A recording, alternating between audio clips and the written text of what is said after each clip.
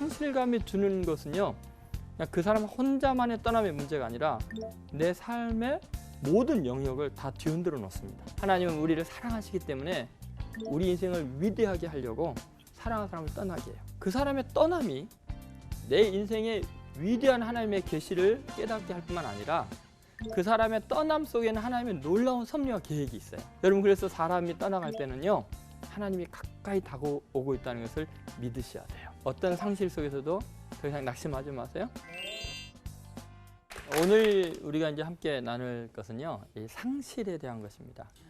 이제 살아가면서 제일 힘든 것 중에 하나가 뭐냐면 정말 사랑하는 사람이 내 곁을 떠났을 때. 예를 들면 벤자민 슈몰크 목사님이란 분은 굉장히 신실하게 또 뭐 유럽 지역에서 흑사병이나 여러 가지 고통 가운데 있을 때 그 많은 사람을 돌보면서 신실하게 사역을 했는데 카톨릭의 한 수사가 늘 증오하고 미워했거든요.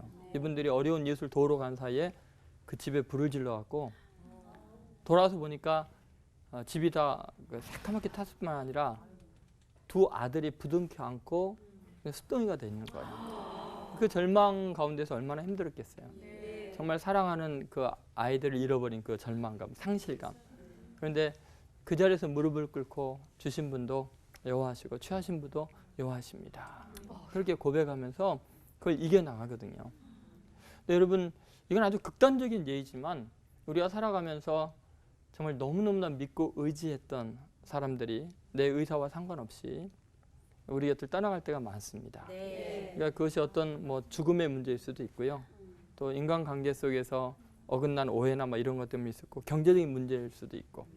근데 그 상실감이 주는 것은요, 그냥 그 사람 혼자만의 떠남의 문제가 아니라 내 삶의 모든 영역을 다 뒤흔들어 놓습니다. 참 이상해요.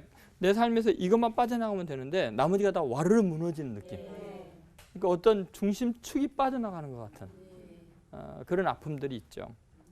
그래서 이 창세기 13장에 보면요, 아브라함이 자기가 정말 사랑했던 조카 롯이 자기를 떠나갈 수밖에 없는 형편이 나와요. 근데 아브라함은 사실 그 75세에 이제 혈혈단신으로 하나님 앞에 서 있을 때 하나님께서 그러잖아요. 내 본토 진짜 아비집을 다 떠나오라 그러는데 75세가 되도록 아들이 없는 그런 삶, 자식이 없는 삶에서 자기의 형제인 하란이 낳은 조카 롯이 자기의 유일한 희망인 거예요. 그러니까 그 형제가 죽고 나니까 조카를 돌봐줄 사람이 자기밖에 없는 거죠. 어차피 아들도 없고 희망이 없는데 온 인생의 희망을 조카에게 두고 살았던 거죠. 이 조카를 잘 보살피고 사랑하리라. 그런데 이 조카가 어느 날 떠날 수밖에 없는 상황이 오죠. 그랬을 때 그 절망감 얼마나 컸을까. 근데 하나님께서 이제 아브라함이 풀이 죽어가지고 고개를 푹 숙이고 절망감이 있으니까 하나님께서 나타나셔 하시는 말씀이 뭐라 하냐면, 아브라함아, 너 있는 곳에서 고개를 들라. 이제 고개를 들라라는 말은 완전히 풀이 죽어 있고 희망을 잃어버리고 절망감에 사로잡힌 거죠. 왜냐하면 유일한 피부치로 생각을 하고 아들처럼 생각했던 롯이 떠나가 버린 그 상황은 75세의 나이에 의지할 사람이 없잖아요. 그렇게 절망 가운데서 이렇게 풀이 죽어 있을 때 하나님께서 고개를 들라라고 이야기합니다. 정말 정성을 다했고 사랑을 했는데 자기의 성공을 위해서, 자기의 소유를 위해서 뒤돌아 안 돌아보고 떠나가는 그 조카, 그 상처가 얼마나 크겠어요. 근데 하나님께서 이제 아브라함을 어떻게 위로하시는가 한번 우리가 생각해 볼 필요가 있죠. 여러분도 그런 사랑하는 사람의 떠나간 부재 경험 있으세요? 네. 다 있겠죠 아마. 연세가 많을수록 더 많겠죠. 예. 연애할 때 그렇게 사랑했는데 이럴 수가 하는 그 절망감. 제가 이제 청년대학부를 지도하다 보니까 뭐 목사를 찾아올 때 이유는 둘 중에 하나예요. 목사님 청첩장입니다 하고 올 때나 아니면 목사님 그놈 죽고 나 죽었으면 좋겠어요. 사랑하는 애인이 떠나가고 자기를 버렸다는 그 상실감, 그때 오는 아픔이 있어요. 주님께서 어떻게 치유하시는가? 사실은요, 내가 정말 사랑하는 사람이 내 곁을 떠났을 때 첫 번째 우리가 생각해야 할 것은 그 사람은 하나님이 내게 정해준 사람이 아니다. 그걸 잊지 않아야 돼요. 그냥 그 사람이 떠나가지 않으면 진짜 나에게 기쁨이 될 사람이 못 오거든요. 그래서 사실 아브라함은 롯이 모든 것인 줄 알았죠. 거기에 소망을 뒀잖아요. 근데 사실 롯이 떠났기 때문에 누가 올 수 있어요? 이삭이라는, 정말 이삭의 뜻이 뭐죠? 기쁨이라는 뜻이에요. 아브라함에게 기쁨이 될 존재를 하나님이 예비를 해 놓고 계신 거예요. 그러니까 여러분, 이 사람 없으면 나는 못 살 거야, 이 사람이 없으면 난 다 무너져 라고 생각하지 마세요. 나는 이 사람이 최선이고 내게 인생에 가장 소중하다고 생각하지만 이 사람이 떠난 것에는 하나님의 또 다른 예비된 사람이 있기 때문이고, 하나님이 이 사람을 통해서 영원한 위로를 주려는 게 아니고 진짜 기쁨이 될 사람을 예비해 놨기 때문에 이 사람이 떠나는 거예요. 그래서 아브라함은 25년 후에 이삭을 얻고 얼마나 기뻐했어요. 하나님의 뜻, 하나님의 축복은 롯을 통해서 주어진 게 아니고 이삭을 통해서 주실 거예요. 그래서 여러분, 혹시요, 여러분 정말 사랑하는 사람, 귀한 사람이 떠나갈 때 낙심하지 마세요. 직장에서 나 저 직원 없으면 안 되는데, 천만의 말씀, 그 떠나면요 하나님이 예비한 더 훌륭한 사람이 와요. 야, 그 녀석 떠났길래 참말 다행이다, 그런 생각이 나는 거예요. 미안하지만. 미안하지만. 그래서 여러분요, 하나님이 여러분에게 최고 좋은 걸 주시는 분인 것을 믿으셔야 돼요. 아멘. 그래서 상실을 느낄 때는 은근한 기대감이 있어야 돼요. 너가 날 버렸니? 하나님 감사합니다. 얼마나 더 위대한 사람 주시는 그런 기대감이 있어요. 그렇다고 이제 앞에서 슬프지 않은 척하면 안 되겠죠. 그 사람과 헤어질 때는 슬픈 척하면서 뒤돌아서 웃어야죠. 야, 내 하나님이 얼마나 위대하고 얼마나 좋은 분인데 내게 얼마나 좋은 사람을 허락하려고 저 사람이 떠날까. 그 정도면 돼요. 그렇죠? 두 번째, 떠나갈 때 꼭 생각해야 될 게 뭐냐면요, 그 사람이 안 떠나가면요 내가 하나님을 안 바라봐요. 인간은요 누구나 의지할 만한 사람, 소망을 두는 사람 한 명만 있어도요 하나님 절대 안 찾아요. 하나님은 어쩌다 견눈질로 찾죠. 자기가 의지할 사람, 재정다 후원하는 사람, 내가 믿고 나를 사랑하는 사람이 있어봐요. 근본적으로요 인간에 대한 기대가 있으면요 하나님은 액세서리가 돼요. 그런데 어느 날 정말 사랑하고 내 모든 것을 다해서 사랑했던 사람이 떠나는 순간, 인간은 믿을 대상이 못 되는구나. 인간을 의지할수록 상처투성이구나. 결국은 다 떠나는구나. 이거 깨닫고 그때부터 영원히 나와 함께 하시는 임마누엘, 나와 함께 하시는 하나님을 찾게 됐어요. 아브라함이요 롯이 떠난 이후에 하나님과 25년 동안을 깊이 교제해요. 어딜 가든지 예배하는 사람이 돼요. 정말 하나님 없이는 못 살기 때문에. 하나님밖에 바랄 리가 없으니까. 여러분, 그래서 사람이 떠나갈 때는요 하나님이 가까이 다가오고 있다는 것을 믿으셔야 돼요. 그러니까 여러분, 사람이 눈에 보이고 만져져서 귀한 것 같지만 그 사람은 오히려 내 위로가 필요하고요, 진정한 의미의 내 도움이 되기는 어려워요. 그 사람도 살기 힘들고요, 그 사람도 아프고요, 그 사람도 상처 많거든요. 하나님은 너무나 강하시고 지혜로우시고 위대하시고 변치 않는 하나님이라 영원히 나와 함께 하시고 사랑하실 줄로 믿습니다. 그러니까 아브라함이 그렇게 예배하는 사람으로 바뀌게 돼요. 근데 더 중요한 건 뭐냐면 그 사람의 떠남이 내 인생의 위대한 하나님의 계시를 깨닫게 할 뿐만 아니라 그 사람의 떠남 속에는 하나님의 놀라운 섭리와 계획이 있어요. 자, 왜 그러냐면요, 롯이 떠난 다음에 하나님께서 소돔과 고모라를 멸망시키려는 계획을 계시를 받게 돼요. 근데 왜 소돔과 고모라 멸망시키는데 아브라함에게 알려주느냐? 거기에 누가 살아요? 롯이 사니까. 만약에 롯이 거기 안 살았으면 그 계시를 못 받았을 거예요. 근데 더 놀라운 사실은 롯이 거기서 사는 바람에 고대 근동에 대전쟁이 일어나요. 세계대전이 일어나요. 그게 뭐냐면은 한 5왕이 연합군을 해가지고 그 지역에 있는 모든 나라 사람들을 다 초토화시키고 사람을 포로로 잡아가 버려요. 그때 소돔과 고모라 살고 있었던 롯도 포로로 잡혀가요. 그러면 75세가 훨씬 넘은 이 아브라함이요 그 소식을 나중에 듣게 돼요. 그럼 75세의 노인인데 자기의 사랑하는 조카가 포로로 잡혀갔다는 사실을 알고 자기 집에서 길리온 군사들, 종들을 모아가지고 그냥 밤새 달려가가지고 그 5 연합군들을 완전히 다 물질러 버려요. 그리고 그들이 잡아갔던 그 여러 나라의 포로들, 노예들을 다 그 사로잡아와서 석방을 해줘요. 자유롭게 해줘요. 그러니까 결국은요, 고대 근동에 모든 상처난 사람들의 마음, 포로된 사람들을 자유케 해주는 영주의 영웅이 아브라함이에요. 여러분 그 생각 못했죠? 네. 아브라함이 75세 나이에 뭐 그냥 애가 없어서 울고 그 정도만 알았잖아요. 네. 그런데 사랑하는 롯이 떠났기 때문에 역사의 위대한 인물로 영웅으로 쓰임받을 수 있는 거예요. 만약에 롯이 같이 있었으면, 롯이 포로로 안 잡혀갔으면 그 수많은 사람들이 포로로 잡혀가서 비참한 인생을 살게 되는데 누구 구원해 줄 사람이 없는 거예요. 네. 아브라함의 사랑이 그를 노인이지만 용사로 만들어 놓는 거죠. 그러니까 사랑하는 사람이 떠남이 아브라함 생의 가장 위대한 영웅적인 인생이 되게 하는 거예요. 그러니까 여러분, 우리는요, 이 사람이 나를 떠났다는 이 자체로만 괴로워하는데 천만에요. 하나님은 우리를 사랑하시기 때문에 우리 인생을 위대하게 하려고 사랑하는 사람을 떠나게 해요. 그래서 사랑하는 사람이 떠나는 아픔이 없는 사람은요, 하나님의 계시를 받을 수가 없어요. 사랑하는 사람을 잃어버린 사람의 아픔도 몰라요. 그리고 정말 하나님께서 그 사건을 통해서 나를 어떻게 사용하실지 아무도 모르는 거예요. 그러니까 여러분, 혹시 자식이 엄마의 나를 이렇게 배신하고 떠날 수 있는가 걱정하지 마세요. 거기에 다 하나님의 섭리가 있는 거예요. 그 자식을 통해서 또 다른 사람들을 구원하려고 내게 그 상처를 주고 떠나가는 거예요. 절대 여러분 낙심하지 마세요. 왜냐하면 하나님은 너무나 위대하시기 때문에 우리의 상실로 그치게 하지 않으세요. 그런 상처를 받으면 딛고 일어서야 돼요. 네. 그래서 이 세 가지를 꼭 기억하세요. 첫 번째는 뭐였어요? 네? 이 사람이 나와 영원히 있을 사람이 아니기 때문에, 하나님이 예비한 또 다른 사람이 있기 때문에 떠나는 거예요. 두 번째는 뭐죠? 하나님을 바라보게 하기 때문에.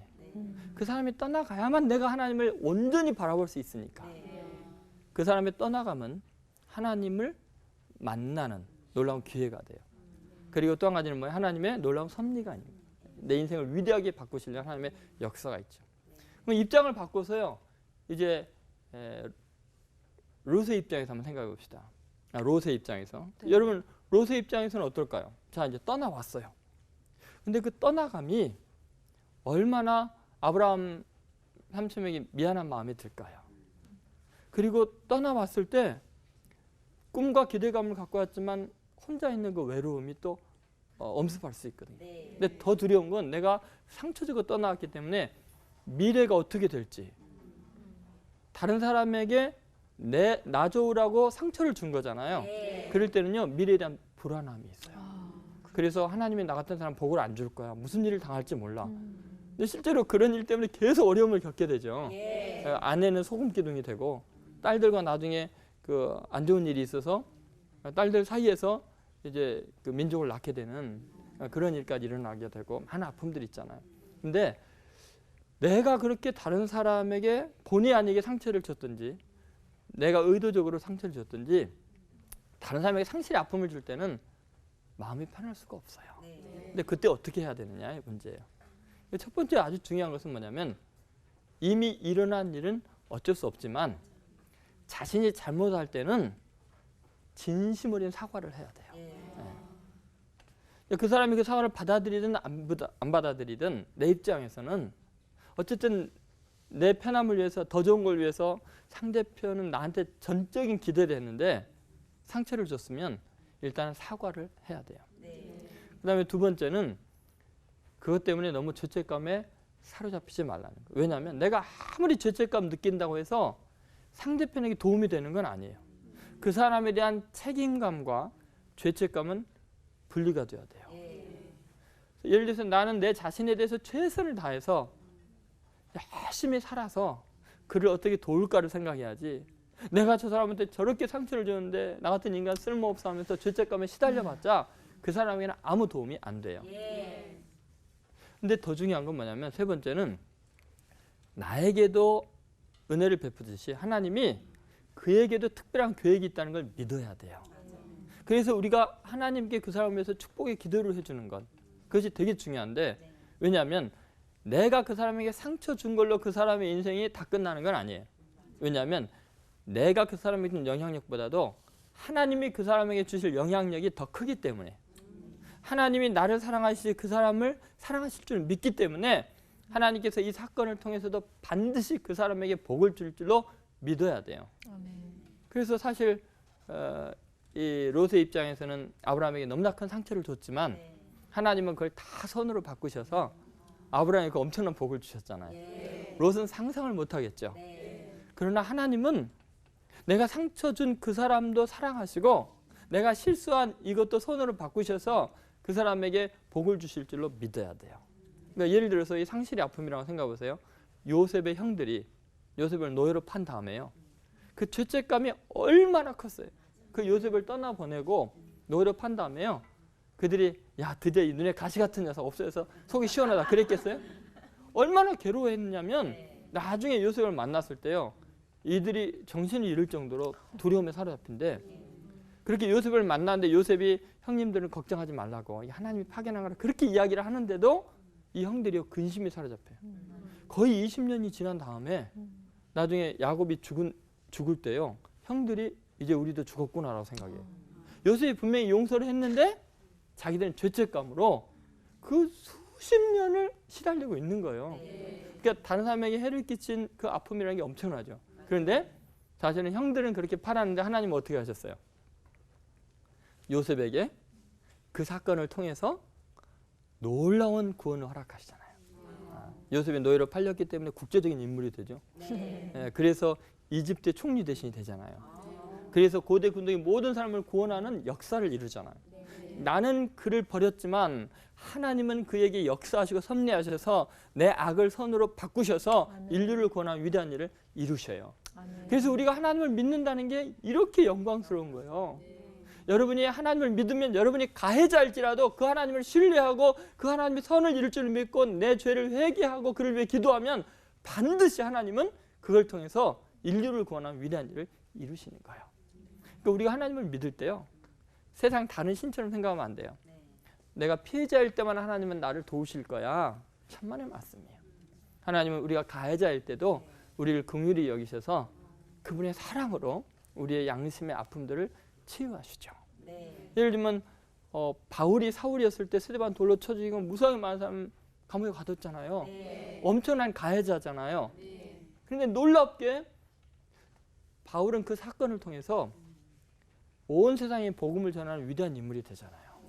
왜냐하면 유대인들에게 가면 유대인들이 배신자라고 바울을 배척하고 크리스찬들에게 유대인 크리스찬들에게 가면은 또 동일하게 너가 스데반 돌로 쳐 죽이고 우리 부모님 지금 감옥에 네 때문에 갇혀 있는데 네가 뭔데 여기서 설치냐고 거부할 거 아니에요. 그럼 바울이 갈 데가 없으니까 이방인들에게 자기를 모르는 전 세계를 향해서 갈 수밖에 없는 거예요. 그것이 하나님의 섭리였어요. 가해자이지만 그를 통해 전 인류를 구원하고자 하는 엄청난 비전이 있었던 거고 사도 바울이 모든 사람이 믿음으로 구원하는 이 진리를 외칠 수밖에 없는 이 복음의 본질을 외칠 수밖에 없는 것은 그가 죄를 지었기 때문에 다른 사람의 가해를 했기 때문에 죄인을 구원하신 하나님의 놀라운 은혜를 선포할 수 있었던 거예요. 저는 여러분의 인생에서 어떤 상실감을 겪고 누구에게 어떤 또는 그 상실의 아픔을 줬는지는 모르겠어요. 정말 내가 치유할 수 없고 내가 해결할 수 없어도 내 하나님께 회개하고 기도하면 나 때문에 새로운 계시도 주시고 놀랍고 위대한 일을 이루실 줄 믿어야 돼요. 그래서 우리가 하나님을 믿는다는 게 이렇게 고마운 일이에요. 하나님은 정말 위대하신 분이니까 여러분 어떤 상실 속에서도 더 이상 낙심하지 마세요. 그럼 상실의 경험을 했을 때 아까 세 가지 다시 한번 복습해 볼까요? 첫 번째는 뭐예요? 그 사람이 하나님이 예비한 사람이 아니고 더 기쁨이 되는 사람이 있기 때문에 그 사람을 내게 허락한다는 것을 꼭 믿으셔야 돼요. 두 번째는 뭐였죠? 상실을 통해서 상실을 통해서 하나님을 발견. 그 사람이 떠나면 하나님이 나타나겠어요. 그래서 보면 욥이 떠난 후에 여호와께서 아브라함에게 나타나사. 그런데요. 성경에 보면 하나님이 아브라함에게 나타난 게 우리는 매일 보는 것 같지만요. 뭐 25년 만에 나타날 때도 있고 그래요. 여러분의 인생에 하나님을 경험하는 순간들이요. 그렇게 자주 있는 건 아니에요. 그런데 어느 순간에 지금 아브라함이 나타나냐면 롯이 떠난 후에 아브라함이 하나님을 찾은 게 아니라 하나님이 나타나시잖아요. 그러니까 누군가 나를 떠난다는 것은 하나님이 내게 찾아오고 있다는 거예요. 그 사람 밀쳐내고 하나님, 야 이번에 내 순서야. 내가 이 친구 만날 거야. 저리 가 하고 그래서 걔는 생각 없이 떠난 거예요. 자기 욕심을 따라 떠난 거예요. 그러니까 하나님을 만날 수 있고 하나님을 소유할 수 있고 하나님을 바라볼 수 있는 절호의 기회다. 세 번째 뭐였어요? 다른 사람의 구원까지도. 네. 그 하나님의 놀라운 섭리가 있어서 그 시대에 중요한 사명을 감당하게 하시려고 그런 아픔을 겪게 하는 거예요.